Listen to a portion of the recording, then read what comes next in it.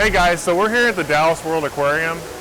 This is actually the place where I fell in love with toucans as a kid. So when I was a kid, I lived in Norman, Oklahoma, which is just south of Oklahoma City. My grandparents lived in Louisiana, which is where I live now. And when we would come back and forth to visit them, I would beg them every single time to go see the toucans here at the aquarium. So, and I was probably about 8 years old at that point. But if we look here, you probably won't be able to see them. The aquarium was kind enough to let us come in before opening and getting some B-roll, but there's 2 Toco toucans up here, along with some banded Eres. They all live in this giant enclosure, and they actually have, to my knowledge, they have probably the largest collection of individual species of toucans in the entire world. So there's species here that you can't see anywhere else, like the plate-billed mountain toucan and things like that. But, you know, I'm sure you guys have seen Toco toucans all the time, so let's move on. So this is a shoebill. Shoebills are one of my favorite birds because of how prehistoric they look. Now, we did get some B-roll footage I'll put up here because you can't really see them very well. But they look almost like a stork, but they're actually more closely related to pelicans. And now he's turning towards us. They look almost like a little tiny T-Rex, which is kind of coincidental because their scientific name is actually B-Rex. So, very cool, looks very soft. So I actually have a pretty vivid memory of coming here with my grandparents as a kid and standing right about here. And at the time they had Toco toucans free flying. Now they have like mynas and stuff like that flying around. And there are some Eres, but at the time they had Toco toucans, and I probably did what I shouldn't have done. I would bring grapes and blueberries with me to try to feed them, and I would stand about right here. And they had more branches like right here. They would sit in the branches here, and that was really my first experience with toucans, was just in this little area right here. So they didn't have this when I was a kid. They did have it when I was older. Like I came here when I was about 15, 16, and they had Toco toucans. Every year they have different birds in this little enclosure here. They're usually babies. These are baby Blacknecked Eres. You can see this one causing trouble here at the bottom. Hey, buddy. Busy destroying things, much like Maeve. Look at this one over here, like taking a bath in the dirt. But basically, during certain periods of the day, they'll have a keeper here that will give you blueberries. You can open up the little slots. They'll let you feed them blueberries and interact with them. So it's a great way to get some interaction with toucans if you're in the area. Besides buying them as a pet, don't do that, please. But these are beautiful little birds. They're still babies. They're probably about 3 or 4 months old, if I had to guess. Probably around Maeve's age. Look at this one right here. Just playing in the dirt.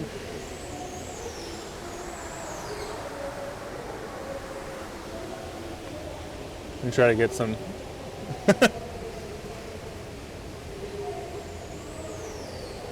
You guys are being cute.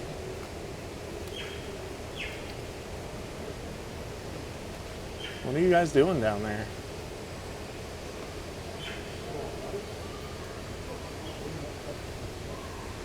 It's like under the plant here, like rolling around in the dirt.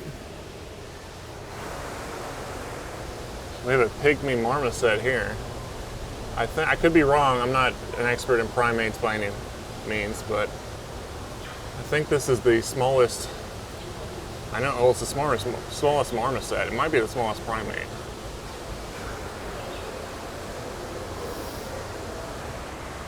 They have this little area right by where the little baby toucans are, where there's this sloth, 3-toed sloth, just kind of chilling in the tree here, and he's always here. They do demonstrations with it. Sometimes they'll let you touch it, I believe, and right now it's having a feeding, so.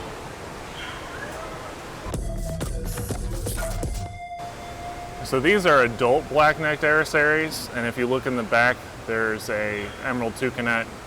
They live in this enclosure here. They're exactly what we just saw the baby version of, but these are adults. And below, we will see a little bit later.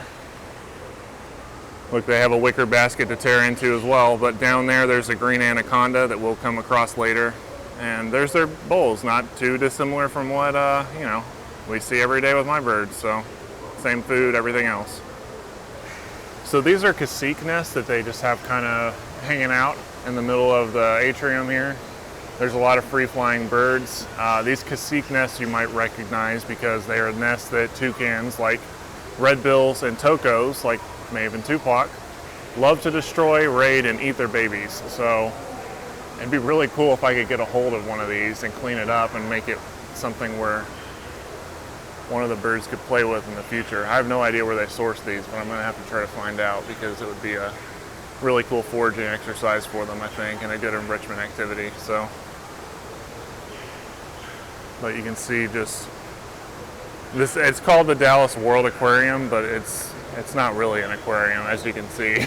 Aquarium's a little misleading because they have so many birds and reptiles and other animals as well. So this is the blue penguin, or little penguin. They're actually the smallest species of penguin in the world. They're native to South Australia and parts of New Zealand. But I just wanted to show this off because I thought it was so funny that they're all huddled under this heat lamp because it's actually fairly cold here in Dallas right now. But look how they're just so freaking cute. They're all huddled under that little heat lamp there.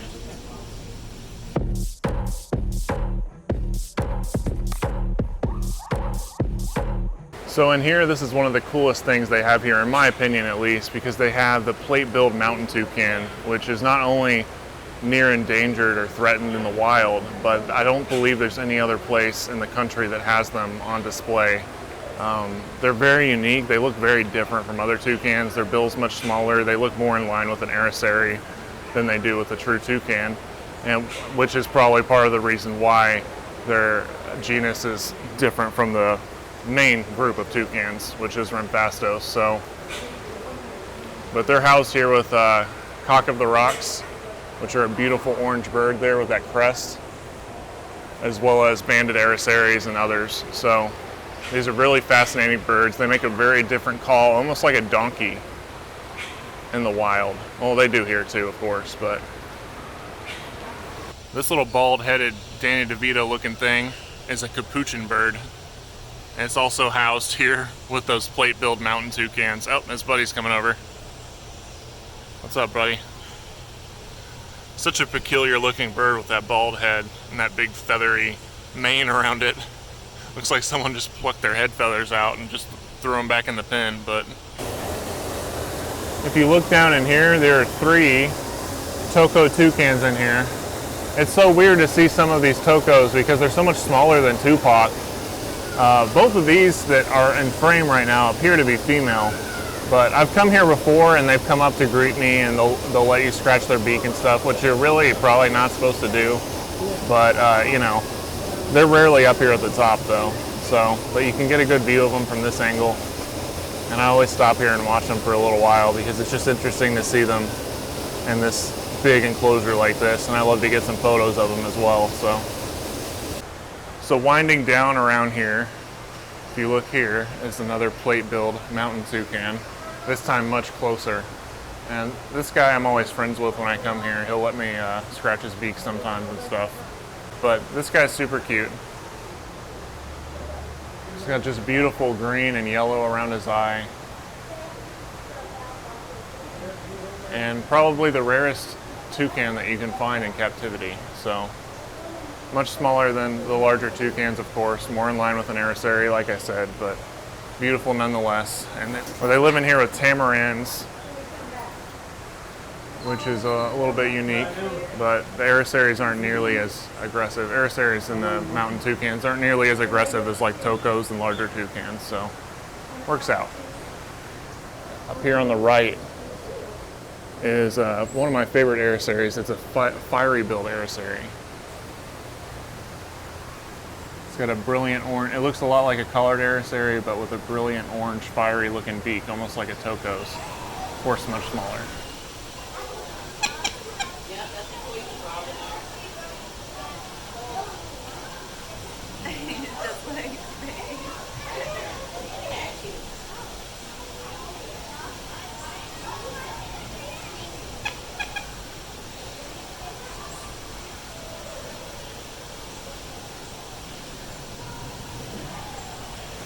If you come down here with me, one of my favorite snakes, I actually had one of these not too terribly long ago, probably when I was about 16 or 17.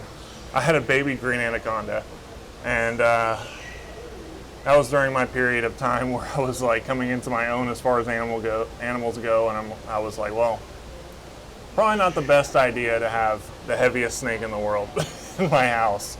So I actually ended up giving him to an educational program.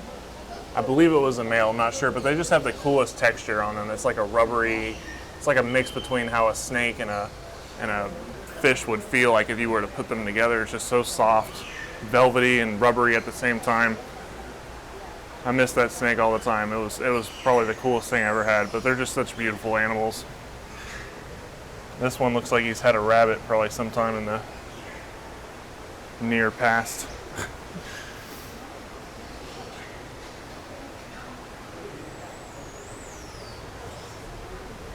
Look at the little emerald toucanet up here.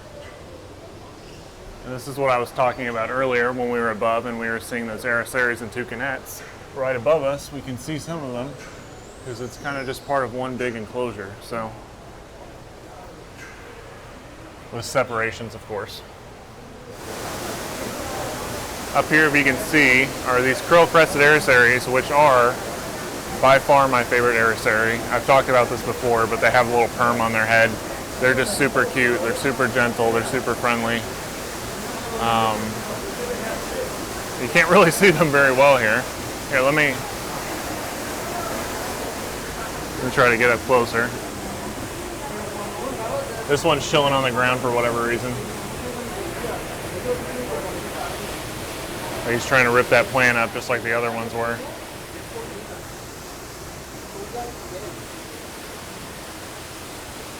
And usually they were, we can see here we can see those Toucan toucans we looked at earlier, but a little bit better. They're just in this large enclosure here. Plenty of space, plenty of room to fly around, hop around.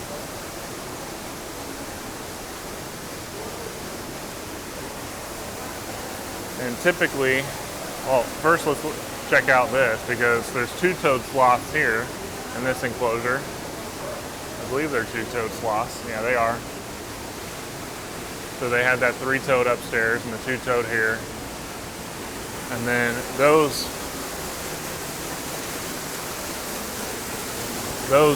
curl-crested Erisaries, hopefully you can hear me over this waterfall here. But those curl-crested Erisaries used to be in here for as far as I can remember, but these are now Saffron's toucanets, trying to remember their name. Kind of unusual for a small toucan. They have kind of a mustard yellow feather with a red patch of skin. These are one of the only dimorphic toucans there are. I've heard some videos say that toucans are dimorphic. Who was it? Who was that one guy? Tarzan or whatever? The real Tarzan? Yeah, I think it was in one of his videos. He was trying to say that toucans are dimorphic.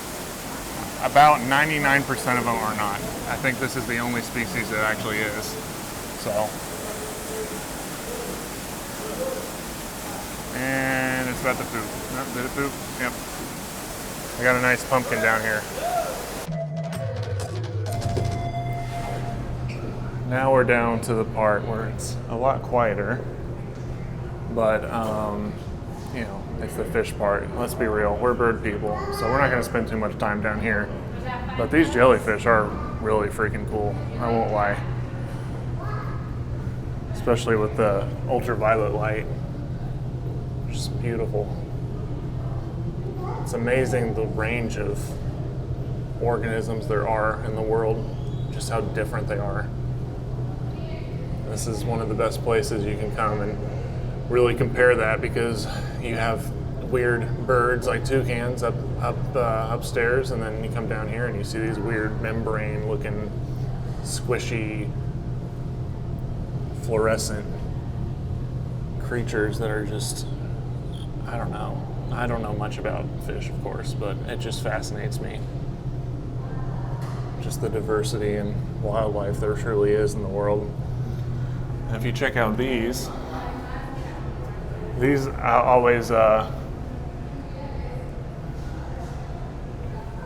always fascinated me as a kid because they're called flashlight fish. If you look at their eyes from like head on, they look like symbiote Spider-Man or Venom.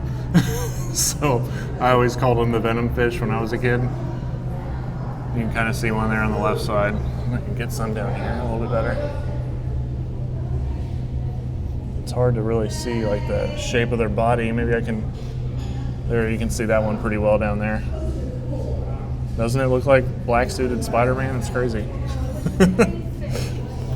They just have all these fish down here in these big aquariums from different parts of the world: New Guinea, Australia, Indonesia, Solomon Islands, British Columbia. There's usually an octopus in here. There he is. And see, they've put this bit of food here in this hamster ball because he is intelligent enough to get it out, which is just incredible. They can change colors like to blend in with around them. I think recently they discovered that, if you can see his eyes closed, that's so weird. Sorry, I lost train of thought, but they change color based upon how they're feeling as well, so.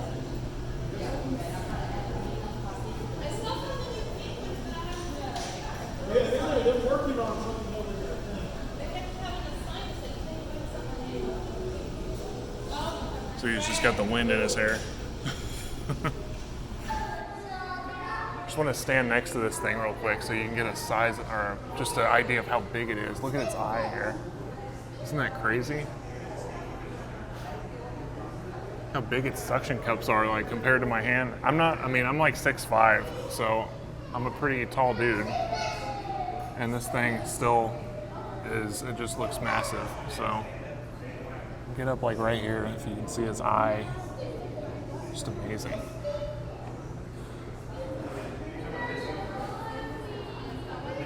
I was really hoping he would try to open this hamster ball here for us, but we've been standing here for a while and he hasn't, so.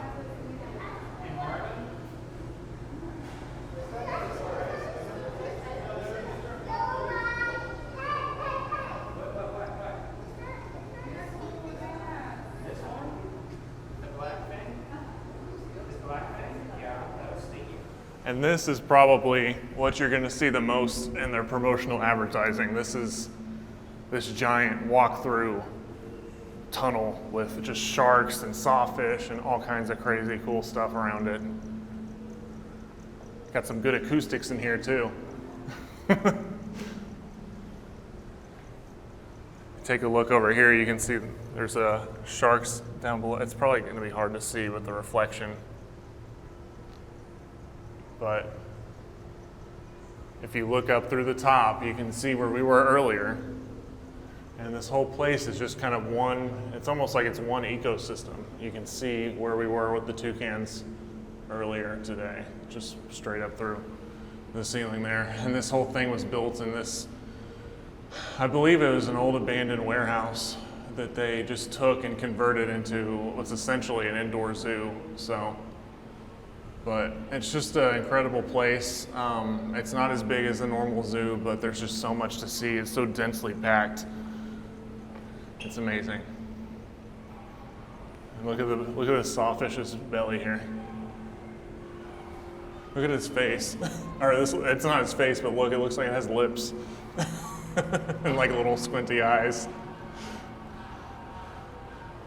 And then it just kind of continues on through here with even more reptiles and fish and all kinds of crazy stuff. Well, let's look up here and see what's up here. Seahorses.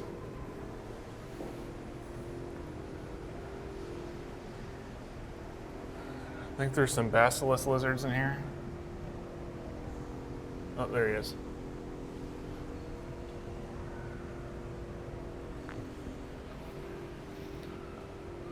Got snakes. I think there's an eyelash viper in one of these. I want to show that to you. Here it is, right here. If you look very close, these are beautiful snakes, but they're very deadly. A name for the little pieces of skin above their eye that look a lot like eyelashes. And they come in yellow as well. They're designer vipers. So we have a beaded lizard here, and then Central American rattlesnakes. The beaded lizard, they're separated by a pane of plexiglass there, but the beaded lizard is one of the only venomous lizards in the world, next to the Gila monster. So, very cool stuff. Owls, bats. There's this whole, if you want to live your fantasy of being Bruce Wayne, you can just stand here and just It's a terrible joke. and just pretend there's not an inch thick plexiglass sheet between you and them.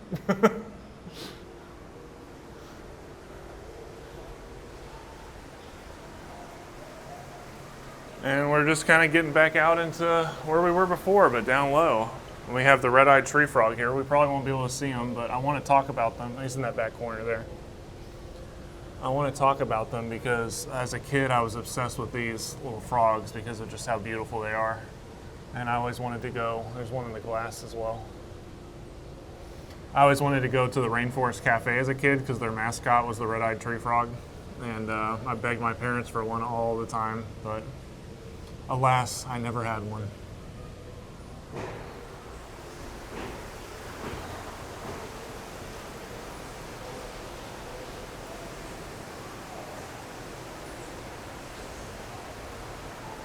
We saw the brown basilisk earlier. These are the green basilisks here. Such interesting looking lizards. Again, another one of those prehistoric looking animals that you just kind of stare at and wonder why it's even in this time period.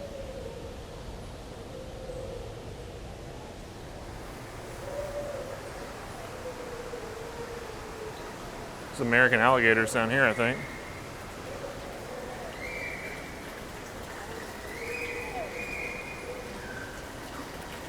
I've seen quite a few of these in the wild, so.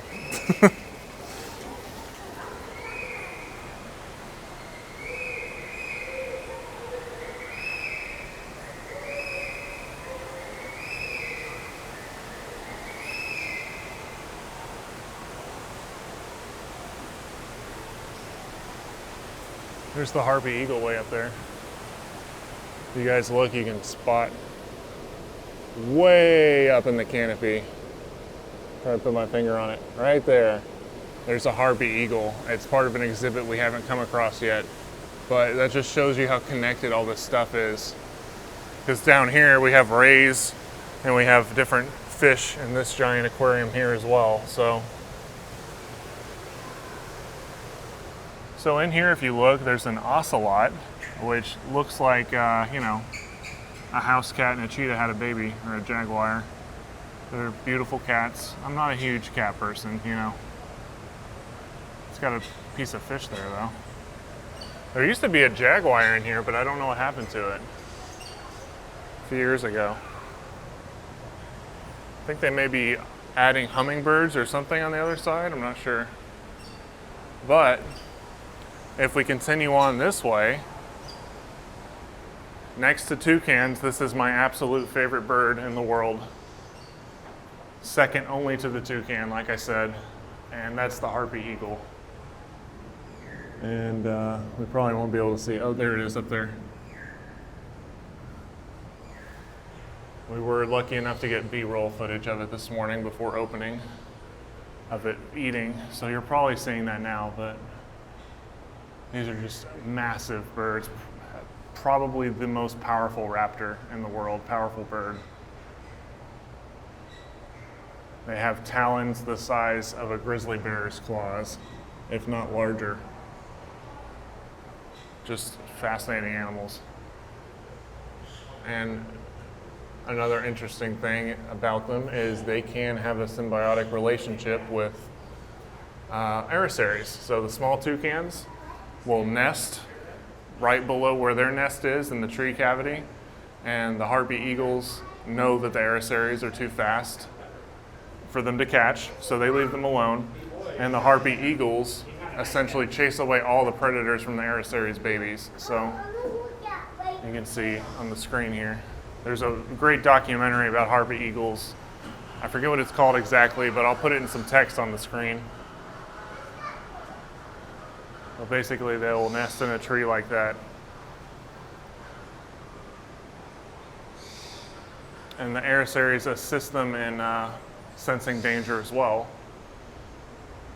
with their alert calls. So they are the most powerful and they have the largest talons, but the Stellar Sea Eagle is larger, I think, or heavier, one of the two, or has a larger wingspan. The harpy eagles have shorter wings like a toucan because they're more suitable for diving in and out and in between tree branches and maneuvering. They're not strong. They're not as strong flyers as other eagles, and toucans aren't strong flyers either. So they're kind of adapted to similar areas of living, like this, dense forests, lots of branches, lots of dense leaves that they have to kind of maneuver in and out and in between. They don't fly very long distances. They just need to be able to maneuver between that. So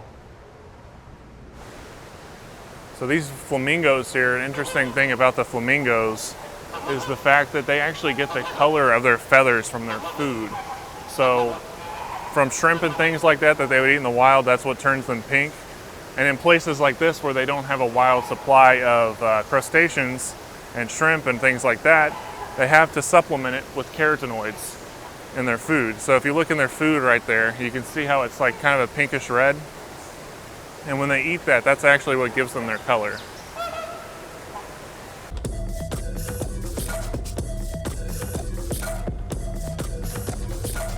Anyways, guys, thanks so much for coming with me today. This is one of my absolute favorite places in the world. It's where I fell in love with toucans.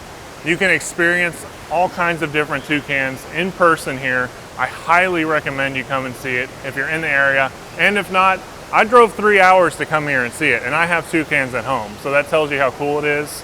And make sure to hit like if you like the video, because they do have another facility off-site, not open to the public, that has other toucans and babies and stuff like that. And I'd really like to go see them. And I know you guys would too.